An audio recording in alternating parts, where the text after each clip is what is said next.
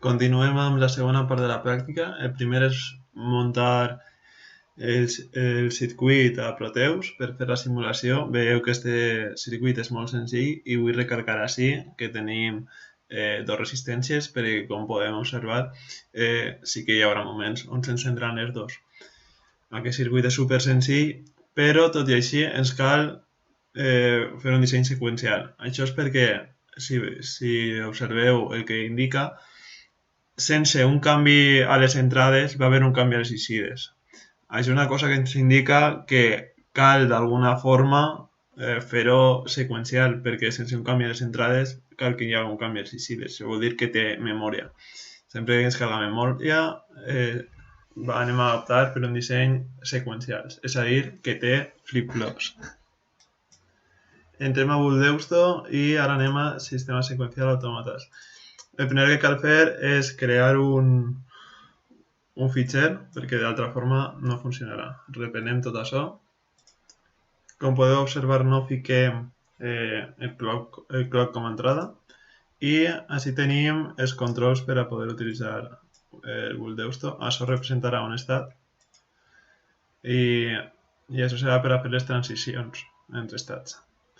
Això vos ho deixo a vosaltres per a que ho feu i li doneu una volta. Si no, la pràctica la fas tota jo. De totes formes, per a que pugueu utilitzar-ho bé, crear un altre estat per a posar els valors dins de l'estat. Com tenim dos eixides, així podeu posar-li els valors. Per a posar transicions utilitzem la fletxa i dins de la fletxa, com tenim sols una variable d'entrada, li fiquem la condició. Pot ser 1, 0 o una X, que vol dir indiferent. Finalment, si volem borrar alguna cosa, assegurem-nos que estem en el ratolí, fem clic dret, seleccionem i fem clic dret i se borra.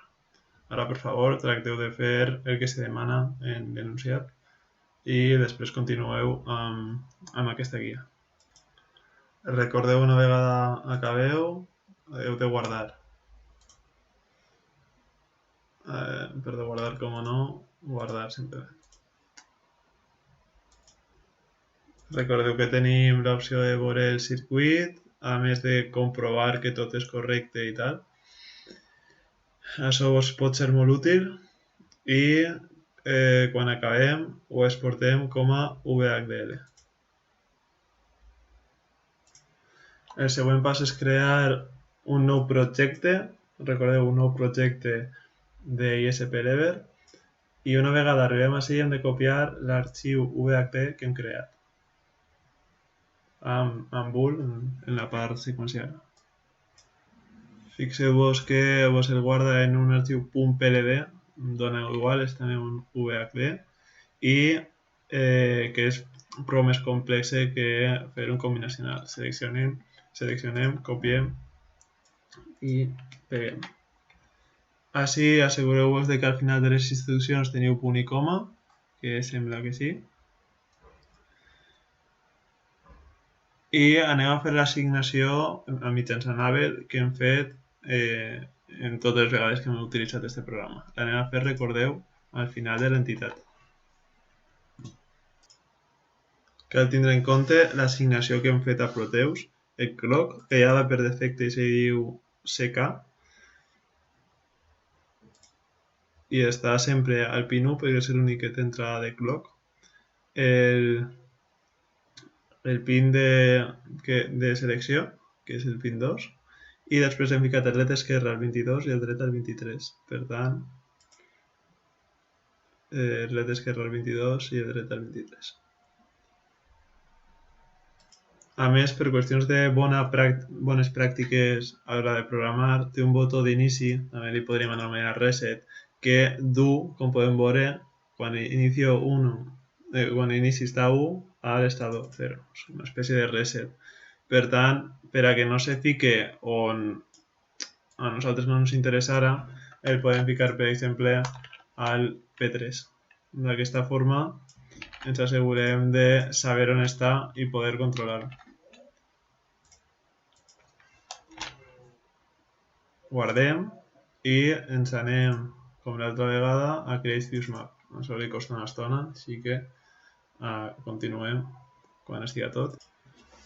Disculpeu, torneu enrere, m'havia deixat un parell de coses.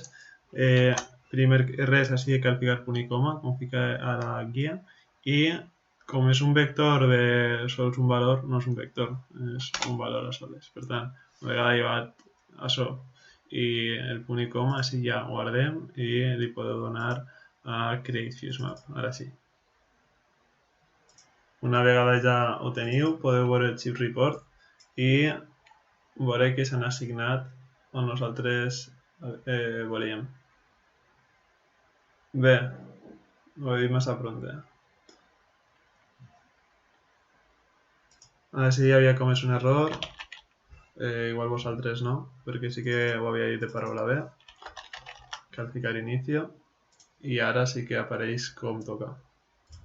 Ara sí que està com toca, espero que si ho heu vist seguit no us hagi retrasat i us queda posar el jet al nostre disseny de Proteus. Per tant, jo tinc així intermitent.jet i amb això, com està en inici no mostra res, estem en l'estat quan selecció és 0, que és un intermitent com si estiguem aturats i estem en situació d'emergència, i aquest que és alternat. Sempre quan fiquem inici se para, perquè tal com he ficat el meu Q0 és el primer d'estos estats. Heu de comprovar que també canvia en qualsevol estat, i canvia. Val? Que no haig d'esperar a acabar el cicle per poder canviar.